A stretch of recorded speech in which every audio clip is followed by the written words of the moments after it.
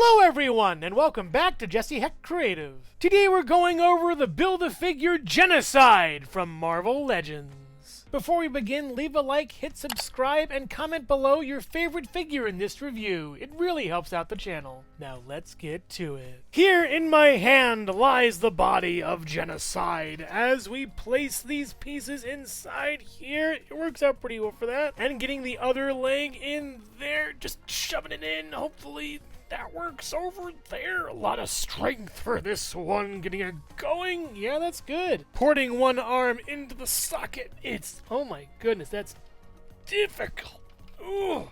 Whoa. Wow. I think lying him down, putting all my body weight on this is just nuts. Oh, it's all the way in. Why am I pushing? There's no point to that. Okay. And then getting the other arm shoved in there. It doesn't want to go as well. Let's just try to find out if it wants to go in really. Come on, you.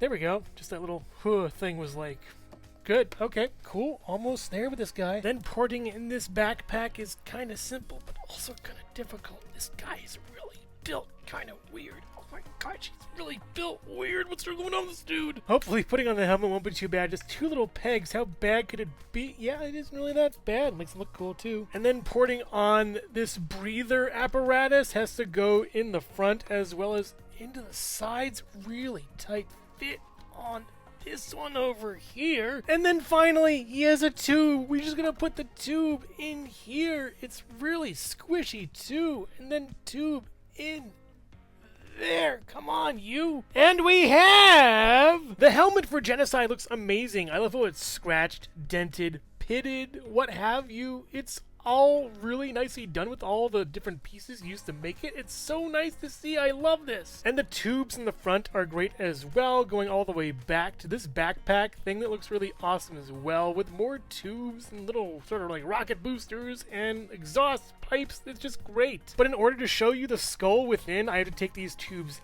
out and then take this piece off, I think, and then remove this to reveal the head within. And his skull is incredibly malleable. I don't want to break anything. It's hard to see if there's an actual ball joint connection in there. There actually is, but I don't want to ruin anything here. I love the sculpt. It's really nicely done. There's a couple cracks everywhere in the skull. It's really nice, and the paint for it is great as well, doing a little bit of wash over spray as well as inside the eyes. And for the nose, it isn't that great, but it's really nicely done in the eyes. I love it. And something I've seen with a lot of these figures is that the jaw is not aligned correctly or something. I have to keep pushing it and moving it and shifting it, and there is articulation a little bit up and down for the jaw over here, as well as some swivel over there as well. It's a really cool piece. It looks awesome and very creepy, but you do have to take off the helmet a lot to have it move if you want him to look left or right or something. I prefer having him look forward. That's how he'll stay. Yeah. And the flames around the skull are just really cool. I don't know why they're there, but this is just awesome to see. And there's also some bone structure down there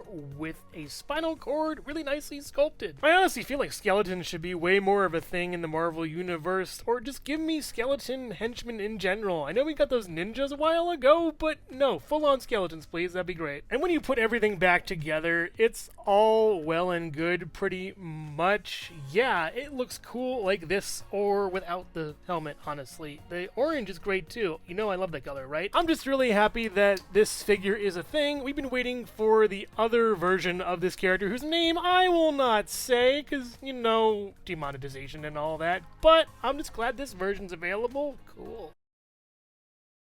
Moving on to the body, a lot more pits, a lot more scars, but also some paint on this. It's really nicely done there. I do love how the arm is with the single cannon. Reminds me of a certain girl we all know and love, and this fist is great with the other arm. And going on to the back, we have this long tube that I really don't think we need, honestly, and it keeps coming out. It's also way too flimsy. You can fill it with something like soda or water or green goo. Ooh. But for me right now, it's in the way of the figure. I'm going to take it out a little bit. It makes a nice little pop noise and put it to the side to show you off this guy. He's just great. A lot more pits and scars, some marbling over here a little bit. I'm just marveling over this thing though. It's really great. I love how there's little like details in the cannon. There's even a hole for effects over there. And we even have a waist joint looking area for flex and movement. Not this part that I just moved, but this right over here looks like it could be designed for a crunch on the actual character. Very nice. And again, this reminds me of a certain bounty hunter whose game series I really love, and just all these different orange pieces over here remind me of that even more. And for articulation, we can go back pretty far. It doesn't hurt anything. Forward pretty far, side to side, all the way around. You get a swivel over here as well. It does kind of crash a little bit in the back, so be careful with the spinal cord. Skeletal. For the small arm, we can go up kind of far. It's really crackly and almost gummy over here. Scary on that. Then down over here. You also get it all the way around with this guy. It kind of humps over this thing a little bit, and this is very flexible too. Nice to see. You also get a swivel over here at the bicep. That's pretty gummy. Be careful with that. And then a double hinged pinless tech, or at least screwdriver tech, maybe elbow, and it's even spiked. That's really cool to see on this one. And you also get a swivel over here at the wrist, and then a down, and then a up a little bit. And I like the gauntlet thing over here too. That's really cool. And the details are so nice. This guy is more Alien, I think, and less X-Men, but he can go on a lot of shelves, honestly. Very nicely done for this piece. Then the arm with the arm cannon is basically the same thing, with up pretty far and down, hindered by this a little bit. You can go all the way around too, with a swivel at the bicep over here, with a double hinged pinless tech elbow that kind of tries to reach over this. It crashes into this a little bit. Kind of a bummer for that, but this piece is gorgeous. I love it. I do wish it's had a little more paint though. There is some paint on this side, but this side deserves a little bit of love here and there. Maybe over here that'd be nice a little bit. Hasbro, give us a little more paint. And there is a hole on this that you can put a variety of effects into. Even though all the Marvel Legends effects don't really fit, they just kind of fall out when you try to put it in, but at least I'm trying to make it work. Why the heck does this not fit? It's so dumb. What, Hasbro? What? On a bright note, though, there's kind of a gear look over here that looks awesome. I like cogs and gears and steampunk, so at least there's that, but really an effect would have been great in here. Hello, everyone, and thank you so much for watching so far. Make sure to click like, subscribe, share, leave a comment, and hit the bell icon for more creativity. Now let's get back to it.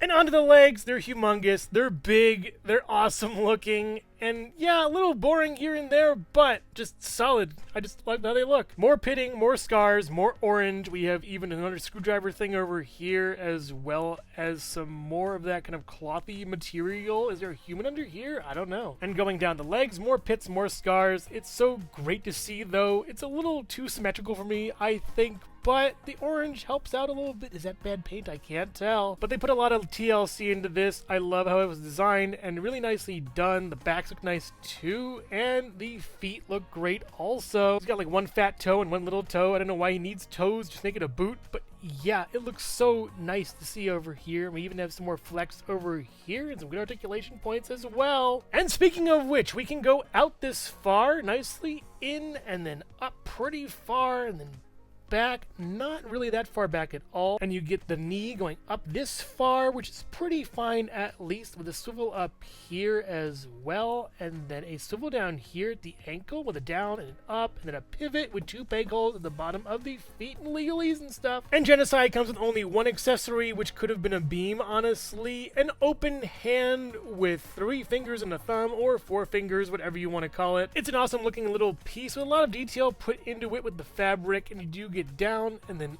up and then some swivel out of it. It's very nice and looks cool. It's a great taking over the world hand. And as far as posability goes, you can get this figure into a variety of poses with and without the accessories, and I gotta say, it's pretty fun to pose this figure around in a cool way.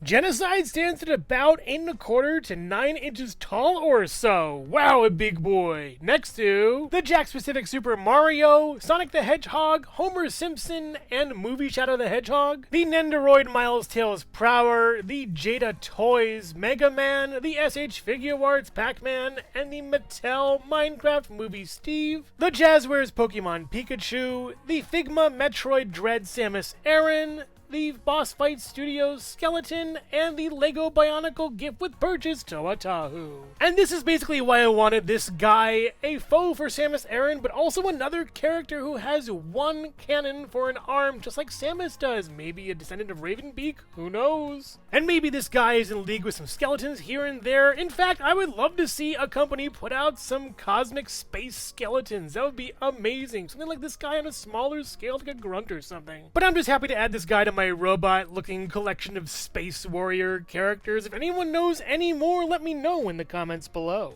Overall, quite the space case. The Genocide Build-A-Figure is one of the more difficult to build figures, but once you get him set, he's awesome. I love all the pitted, sort of rusted material he's made out of. I like the little lines of orange around his body, and that helmet is great too. The strange anatomy he has, such as the lesser toes and fingers than humans have, as well as a skull for a head, are unsettling. And the detail put into the sculpt, from the metal to these sort of fabric-y, kind of rubbery pieces that this suit would have, are just great attention to detail. And the articulation is actually really good on this figure. There isn't anything really wrong with it. There's always room for more when it comes to articulation though, but I do think this one's pretty good. And if I had anything to nitpick about him, it's that some of the orange paint did come off when I was putting him together, which is a shame. He should not be that difficult to put together in the first place, as well as the bicep joints being a bit gummy, but the biggest offender is that he has no weapon or blaster or any kind of beam to go out of the cannon. It's kind of weird to me. So if you're a fan of Marvel Legends Build-A-Figures, space alien type creatures, or skulls and skeletons in general, then you'll love this figure. He's great. I would highly recommend getting him. If you're not a huge X-Men fan but you like the space stuff more like I do, get him a la carte. He isn't cheap, but he's well worth it. But make no mistake, he is quite the spooky space kook. So which piece of this Build-A-Figure is your favorite? Let me know in the comments below. Thank you so much for watching Jesse Hecht Creative. Make sure to click like, subscribe, share, and leave a comment. You can also visit us at jessehechtcreative.com for more reviews like this one. Thank you so much for watching, and keep being creative. Stay tuned.